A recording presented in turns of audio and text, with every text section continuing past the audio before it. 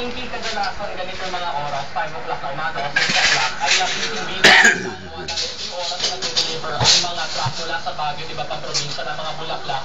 At ito rin yung oras na dumadating ang mga mamimili para mamili ng mga bulaklak. Pero kung titignan mo ngayon, ang iba mga stalls dito nagsara na dahil wala silang maibenta at ang iba Dalawang mga kamay. wala talagang maibenta na pinipilit na maibenta pa yung iba pang mga bulaklak na nandito pa mula noong dumating ang bagyong Doy at Pepeng.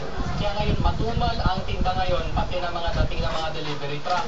Kaya ang ginagawa na lang nila ay umuungkat na lang sila ng ibang bulaklak sa iba pang mga probinsya na katulad sa Bacolod, Cebu, Tagaytay at Laguna. Pero yung mga bulaklak na nanggagaling ng Baguio katulad ng rosas, Malaysian monks, mga orchids, Gervera, nagkulang na. Sa katunayan yung bulaklak ng kalya lang wala ka na makikita dito dahil nagkaubusan na raw.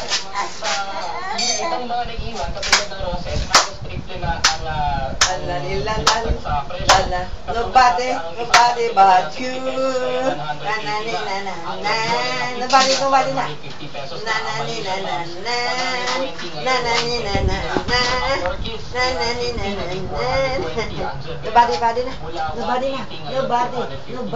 Nobody but you.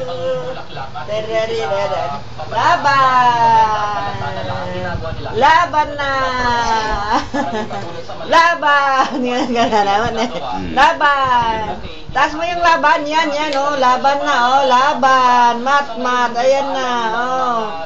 Oh, gaya, oh. Gaya, laban.